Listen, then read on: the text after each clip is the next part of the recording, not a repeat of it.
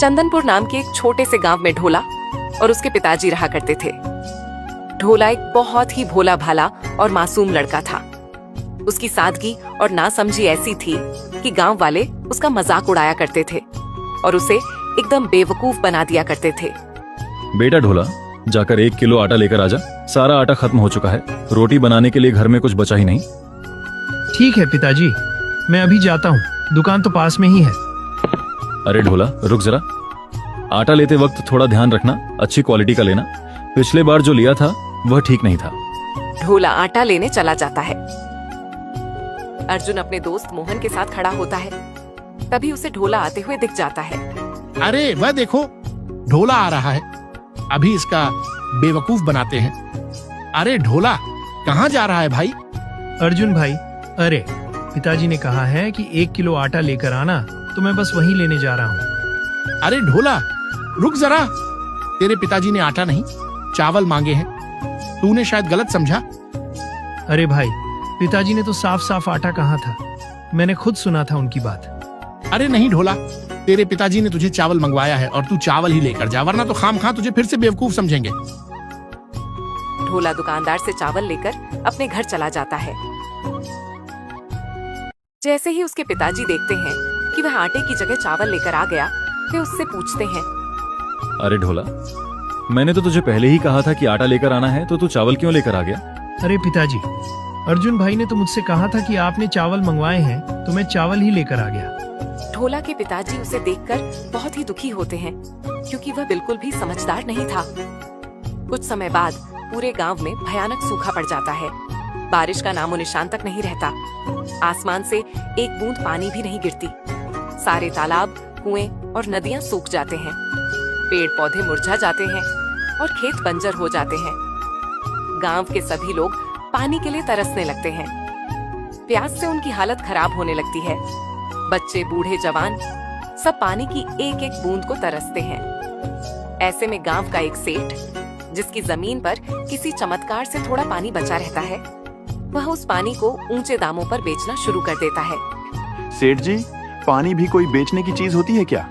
ये तो ऊपर वाले की देन है, प्रकृति का वरदान है, जिसे सबके लिए खुला होना चाहिए। आप इसे क्यों बेच रहे हैं? ये पानी आपकी मेहनत से नहीं भरा, ये तो बारिश का पानी है। अरे मोहन, ये मेरी जमीन पर है तो मेरा हक हुआ ना, और मैं अपनी चीज का जो मन करे वो कर सकता हूँ। अगर पानी चाहिए तो दाम चुका, वरना आगे बढ़। बहुत लोग लाइन में खड़े हैं खरीदने के लिए। सेठ जी, यह सब सूखा पड़ने की वजह से हो रहा है। अगर कुएं, तालाब और नदियां भरी होती तो कोई आपसे पानी क्यों खरीदता? आपने हमेशा अपने फायदे के बारे में सोचा, गांव की भलाई के लिए कभी कुछ नहीं किया। लेकिन याद रखिए, ऊपर वाला सब देख रहा है। देख मोहन, मुझे ज्ञान मत दे।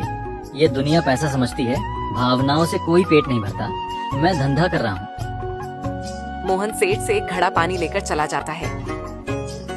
अरे बेटा ढोला, जा सेठ जी के यहाँ से पानी लेकर आ। जब तक पानी नहीं आएगा तब तक खाना नहीं बनेगा। लेकिन पिताजी, सेठ जी बहुत महंगा पानी बेच रहे हैं। हमारे पास पैसे भी ज्यादा नहीं है। बेटा, गरीब आदमी के पास कोई और चारा नहीं होता। पानी तो चाहिए ही, चाहे जैसे भी आए। अगर आज पानी न लाए तो खाना कैसे बनेगा? पिताजी, ये कितना बड़ा अन्याय है। जो चीज सबकी है उसे सेठ जी अपनी जागीर समझकर बेच रहे हैं। अगर हमारे कुएं, तालाब न सूखे होते तो हमें उनकी दुकान पर जाने की जरूरत ही न पड़ती। ढोला पानी लेने चला जाता है। अरे सेठ जी, एक घड़ा पानी दे दीजिए। कितने का दिया है? एक घड़ा पानी 10 का दिया है। अरे सेठ जी, रुकिए जरा, ये क्या माजरा है? कल ही तो आपने मेरे हाथ में एक घड़ा पकड़ाया था, और वह भी 5 रुपए में। आज सुबह सुबह दाम 2 गुना कैसे हो गया? 10 का कैसे कर दिया? ये तो सरासर अन्याय है। अरे भाई, अन्याय वन्याय चिल्लाने से कुछ नहीं होगा। सुनो तो सही, पानी खत्म हो रहा है, समझे? टैंकर की आवाज आनी कम हो गई है, नदियां सूख रही हैं, कुएं बंजर हो गए हैं। ऐसे में दाम तो बढ़ेंगे ही। कल 5 का था, आज 10 का है। ये बाजार का नियम है, मेरी मजबूरी है। लेना हो तो लो, वरना और लोग बेकरार खड़े हैं। ढोला घड़े में पानी लेकर घर आ जाता है। पिताजी, खाना तो किसी तरह बन ही जाएगा, लेकिन खेतों का क्या? पूरा खेत सूख चुका है। हरियाली तो जैसे हमसे रूठ ही गई हो। अगर पानी नहीं पड़ा तो इस बार फसल बिल्कुल बर्बाद हो जाएगी। बेटा, हालात तो सच में बहुत खराब हो चुके हैं। पहले जब सूखा पड़ता था तो पास के गांवों से मदद मिल जाती थी, लेकिन अब तो वहां भी पानी का अकाल पड़ चुका है। कुछ ही दिनों में सेठ के तालाब का पानी पूरी तरह सूख गया, जिससे पूरे गांव को पानी की भारी किल्लत से जूझना पड़ा। हालात दिन ब दिन बदतर होते जा रहे थे। रोजमर्रा की जरूरतों के लिए पानी जुटाना एक बड़ी चुनौती बन गया था। इस गंभीर समस्या से निपटने के लिए सरपंच ने तुरंत एक कदम उठाया और सभी गांव वालों को सभा के लिए बुलाया, ताकि संकट का कोई हल निकाला जा सके। हम सभी जानते हैं कि सेठ के तालाब का पानी भी अब खत्म हो चुका है। हालात लगातार बिगड़ते जा रहे हैं। अगर हमने जल्द कोई हल नहीं निकाला तो हमारा गांव भी इतिहास बनकर रह जाएगा। हमें कोई ना कोई समाधान निकालना ही होगा। तो सरपंच जी, ऐसा संकट पहले कभी नहीं देखा। खेत बंजर हो गए, मवेशी मरने की कगार पर हैं और लोग भूख प्यास से बेहाल हैं। हमें कुछ ना कुछ करना ही होगा, वरना हालात और बिगड़ जाएंगे। सरपंच जी, मुझे लगता है कि हमें उस रेगिस्तान की ओर जाना चाहिए जिसके बारे में हमारे बुजुर्ग कहते आए हैं। उन्होंने बताया था कि अगर पानी की असली खोज करनी हो तो वहाँ जाना होगा। शायद वहाँ से हमें कोई रास्ता मिल जाए जिससे हमारा गांव बच सके। नहीं, वहां जाना सही नहीं होगा। क्या तुम्हें याद नहीं, हमारे पड़ोसी गांव के कुछ लोग भी वहां गए थे। वे पानी की तलाश में निकले थे, लेकिन आज तक वापस नहीं लौटे। वहां जाने का मतलब है मौत को बुलावा देना। पर सरपंच जी, हमें कुछ तो करना ही होगा। हाथ पर हाथ धरे बैठे रहने से कुछ नहीं मिलेगा।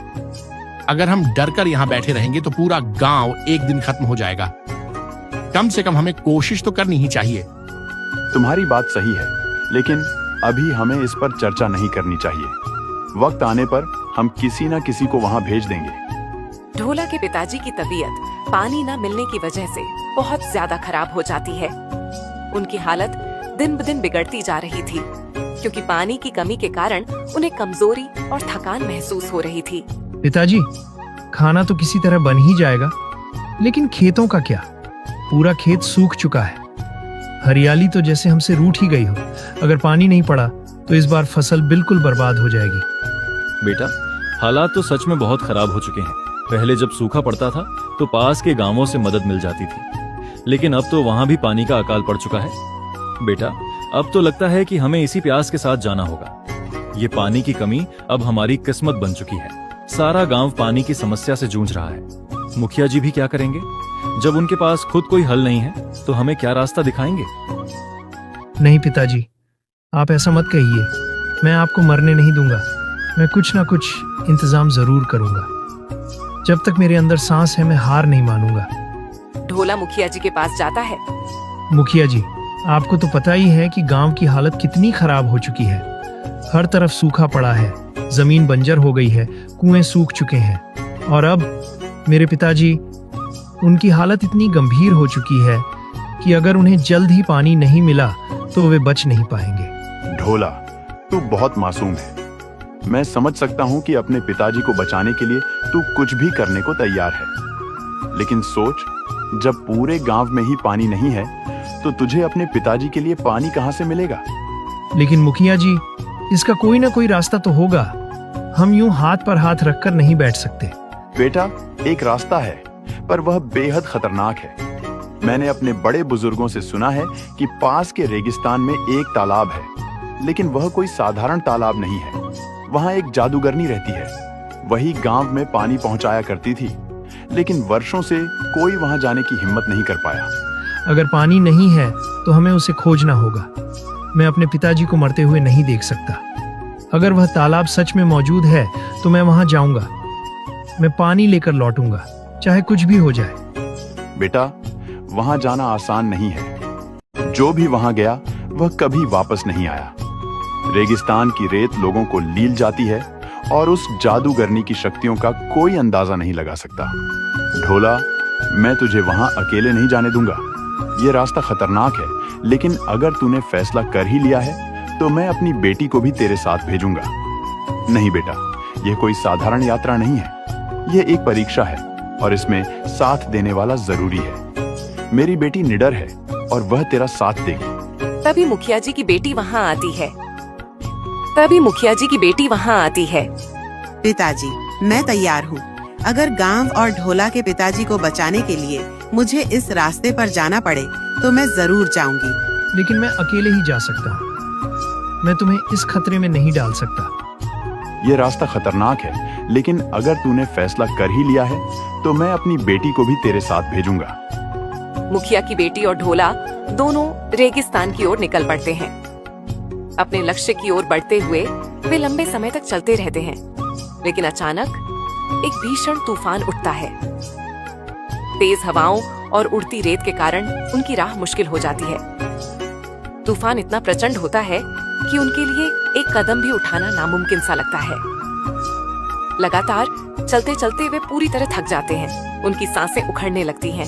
ढोला, अब मुझसे और नहीं चला जाएगा। मैं बहुत थक चुकी हूँ। मुझे नहीं लगता कि आगे बढ़ना सही होगा। अगर हम और चले तो मर जाएंगे।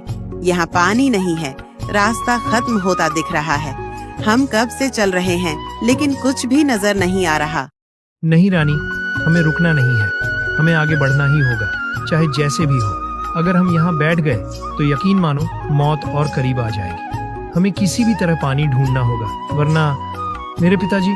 ढोला, मैं समझ सकती हूँ कि तुम्हारे दिल में अपने पिताजी के लिए कितनी बेचैनी है, लेकिन अगर हम ही नहीं बचे तो उन्हें बचाने का क्या फायदा।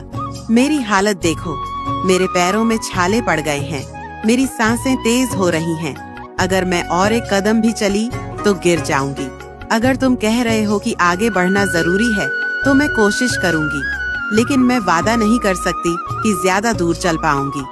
रानी, मैं जानता हूँ कि तुम बहुत थक चुकी हो, पर हमें हिम्मत नहीं हारनी चाहिए। सिर्फ कुछ कदम और। अगर हम रुके तो यकीन मानो हम दोबारा चलने की हिम्मत नहीं जुटा पाएंगे। एक काम करो रानी, तुम यहीं रुको, मैं अकेला आगे जाता हूँ। पिताजी मेरे हैं, उनकी जिम्मेदारी भी मेरी है। तुम क्यों अपनी जान खतरे में डाल रही हो? अगर पानी मिला तो मैं तुम्हारे पास वापस आ जाऊंगा और तुम्हें ले चलूंगा। ढोला रानी को वहीं छोड़कर तपती धूप में आगे बढ़ता है। वह बहुत थक जाता है, लेकिन उसे अपने पिताजी की याद आने लगती है। पर वह रुकता नहीं, बस चलता जाता है। कुछ दूर चलने के बाद उसे वह तालाब दिख जाता है। जैसे ही वह तालाब के पास पहुंचता है, उसमें से जादूगरनी प्रकट होती है। बेवकूफ लड़के, अगर तुझे अपनी जिंदगी प्यारी है तो यहाँ से चला जा, वरना मौत तेरे सिर पर मंडरा रही है। ये जगह तेरे जैसे कमजोर लोगों के लिए नहीं बनी। अगर तूने मुझसे भिड़ने की कोशिश की तो तेरी हड्डियां भी पहचान में नहीं आएंगी। मैं यहाँ अपनी जान बचाने नहीं, बल्कि अपने गांव को बचाने आया हूँ। तुमने हमारे गांव का पानी क्यों रोक रखा है? मेरे पिताजी पानी की कमी से तड़प रहे हैं। अगर उन्हें जल्द पानी नहीं मिला तो उनका बचना मुश्किल होगा। जादूगरनी, हमसे गलती हुई होगी, लेकिन प्यास से मरते हुए लोगों का क्या दोष? मेरा गांव अब पानी के बिना खत्म हो रहा है। बच्चे, बूढ़े, महिलाएं सब तड़प रहे हैं। मैं तुमसे विनती करता हूँ, हमें पानी दे दो। तुम इंसान कभी नहीं सुधरोगे। पानी सिर्फ जीवित रहने के लिए नहीं, बल्कि एक अनमोल खजाना है, और तुम लोग इसे बर्बाद करते हो, बिना सोचे समझे बहा देते हो। मुझे यह बर्दाश्त नहीं, इसलिए मैं उन गांवों का पानी रोक देती हूँ जो इसकी कद्र नहीं करते। अगर तुझे पानी चाहिए तो बदले में तुझे अपनी जान मुझे सौंपनी होगी। ढोला के चेहरे पर सन्नाटा छा जाता है। उसका दिल तेजी से धड़कने लगता है। उसके सामने अपने पिताजी की कमजोर हालत आ जाती है। वह जानता है कि उसकी जिंदगी उसके पिताजी से ज्यादा कीमती नहीं। वह कुछ देर सोचता है और फिर अचानक फैसला कर लेता है। ठीक है जादूगरनी, अगर मेरी जान देकर मेरे गांव को पानी मिल सकता है तो मैं तैयार हूँ। मेरी जान ले लो, लेकिन बदले में मेरे गांव को हमेशा के लिए पानी दे दो। ढोला रानी से आखिरी बार मिलने जाता है। रानी, मेरे पिताजी से कहना कि उनका ढोला बेवकूफ नहीं था, हिम्मत वाला था। उसने अपने गांव के लिए अपनी जान कुर्बान कर दी, लेकिन कभी हार नहीं मानी। और गांव वालों से कहना, पानी अनमोल है, उसकी बर्बादी न करें। जादूगरनी ने ढोला की जान ले ली, लेकिन उसके बलिदान से गांव को पानी का वरदान मिल गया। गांव में पानी की कोई कमी नहीं रही। मुखिया की बेटी ने ढोला के पिताजी को सब बताया, और गांव ने प्रण लिया कि अब पानी की एक बूंद भी बर्बाद नहीं होगी।